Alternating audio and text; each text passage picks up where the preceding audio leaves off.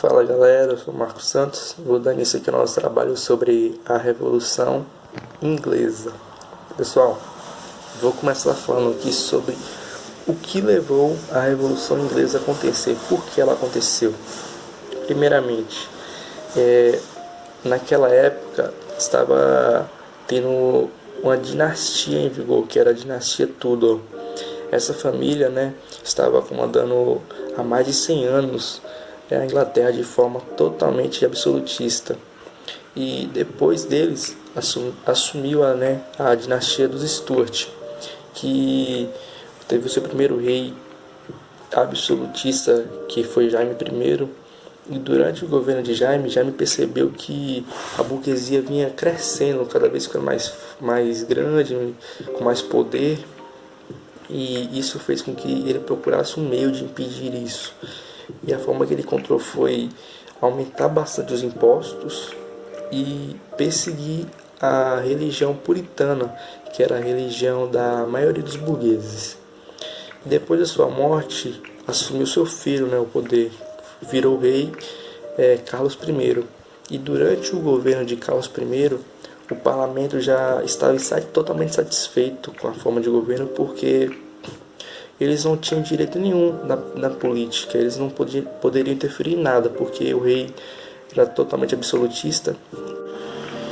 E isso gerou bastante conflitos entre o rei e o parlamento, que é o que nós vamos ver agora. Quem estava no poder era Carlos I, o rei absolutista, tendo todo o poder, mas o parlamento ficava com raiva pelo rei não procurar para perguntar nada. Queria participar também. Basicamente foi isso o primeiro fator. O outro fator foi fatores religiosos, portanto a Revolução Inglesa é conhecida como Revolução Puritana.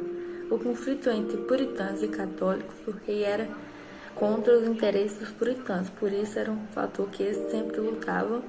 Outro fator que também era muito importante era da burguesia, que queria fazer parte da política, mas o rei não respeitava nem os parlamentos, quem dirá a burguesia. Vou falar um pouquinho sobre o que foi o Parlamento Curto. Bom, em 1640, a Inglaterra estava vivendo uma grave crise econômica. O rei Carlos I queria aumentar os impostos e, para isso, ele convoca pela primeira vez, depois de décadas, o parlamento, para que eles pudessem discutir se devia ou não fazer esse aumento.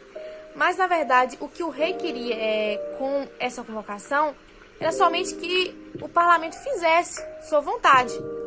Mas o parlamento não só vai contra esse aumento, como eles querem que o rei se submeta a uma constituição, para que eles assim pudessem ter mais participações nas decisões.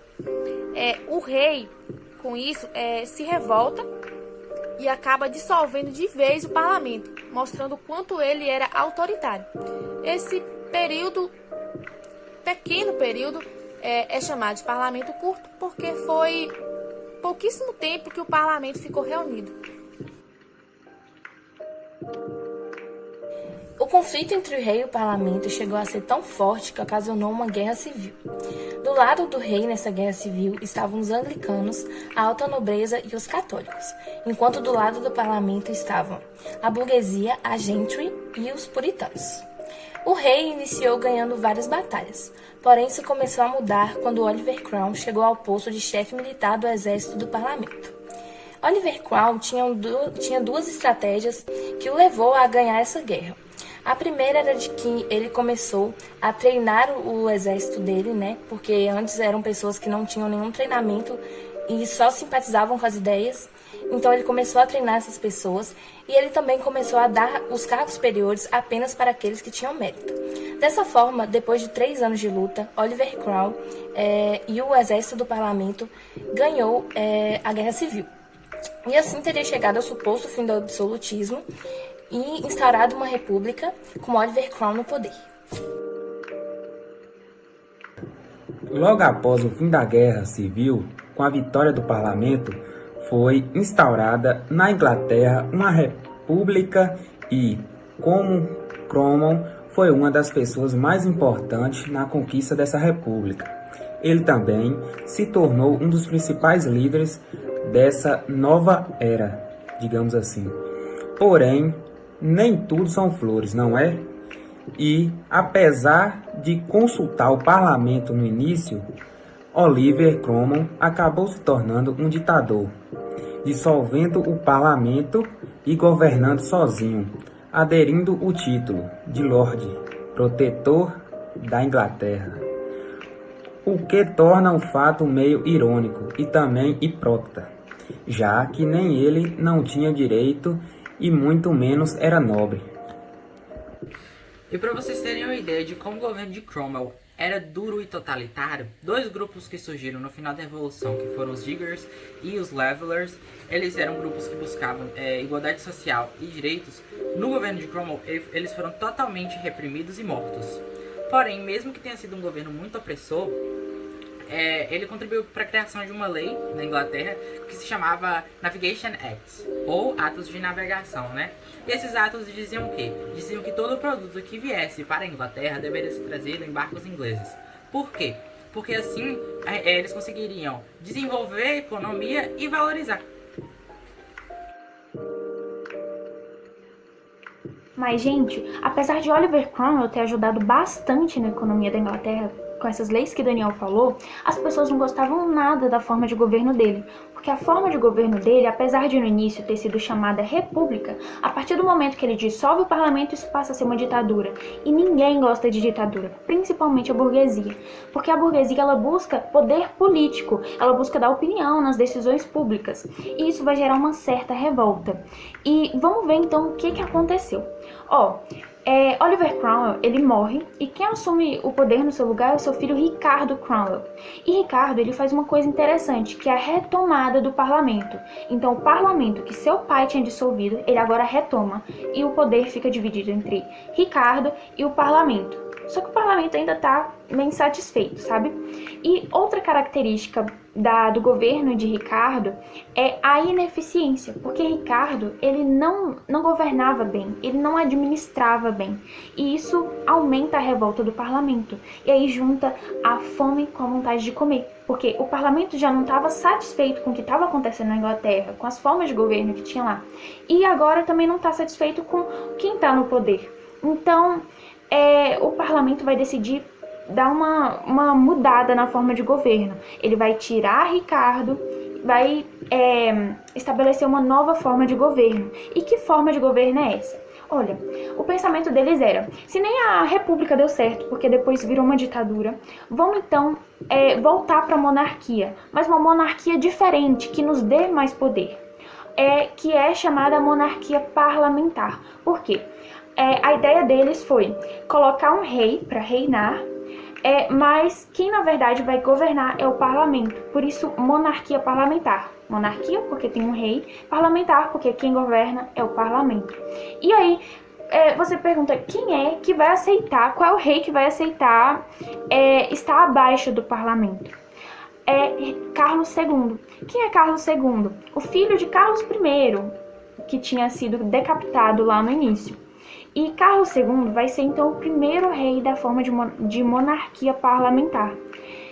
Só que para ele ser rei da monarquia parlamentar, ele tem que aceitar uma série de exigências, que aí são as petições de direitos que o parlamento exige do rei. E aí o rei, Carlos II, né, para se tornar rei, ele aceita essa petição de direitos e aí vai seguir aí seu reinado. Depois de um tempo, Carlos II ele tem um filho que se chama Jaime II e ele vai tomar o seu lugar, vai tomar o trono no seu lugar.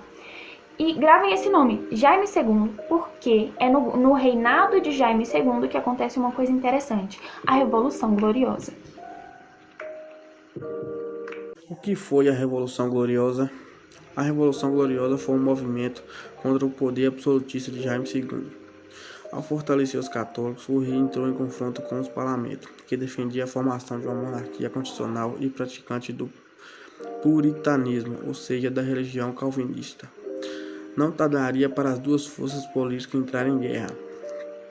Com o nascimento de Jaime Eduardo, filho de herdeiro de Jaime II, o parlamento resolveu agir contra o rei, pois o novo filho se tornaria herdeiro do rei absolutista. perpetuando não apenas a dinastia de Jaime II, mas também a força da religião católica na Inglaterra. Os parlamentares se uniram a Maria Stuart, filha do rei, e seu marido Guilherme de Orange, para se mobilizarem contra Jaime II. Essa aproximação se deu por conta da religião, ambos eram calvinistas. Guilherme de Orange, em 1688, conseguiu convocar 2 tropas que prontamente cercavam Jaime II. Sem apoio político e muito menos militar, o rei inglês fugiu para a França, permanecendo lá até sua morte. Destronado, o rei absolutista Guilherme de Orange e Maria Stuart foram coroados rei e rainha da Inglaterra. Porém, antes da coroação, os dois prestaram juramento ao parlamento de que nunca se tornariam reis absolutistas. Consequências da Revolução Gloriosa foram a queda de Jaime II do trono da Inglaterra, que foi substituído pela rainha Maria II e seu esposo Guilherme de Orange, que governou de fato a Inglaterra. A derrubada do absolutismo inglês, que foi substituído pela monarquia parlamentar constitucional. O poder monárquico controlado e fiscalizado pelo parlamento, que obteve superioridade em relação à coroa britânica. O aumento do poder da burguesia, que denominava o Parlamento Britânico. A criação da Declaração de Direitos de 1689, documento elaborado pelo Parlamento inglês, que estabeleceu a superioridade do Parlamento sobre o rei. Além disso, o documento garantiu a propriedade privada e estabeleceu limites para a cobrança de impostos, além dos direitos para os cidadãos. Então, agora, para concluir e reafirmar tudo que meus colegas tinham dito, a Revolução Inglesa é um movimento que durou 48 anos e resultou o fim da monarquia absolutista e o início da monarquia parlamentar, e é o regime que atua na Inglaterra até hoje.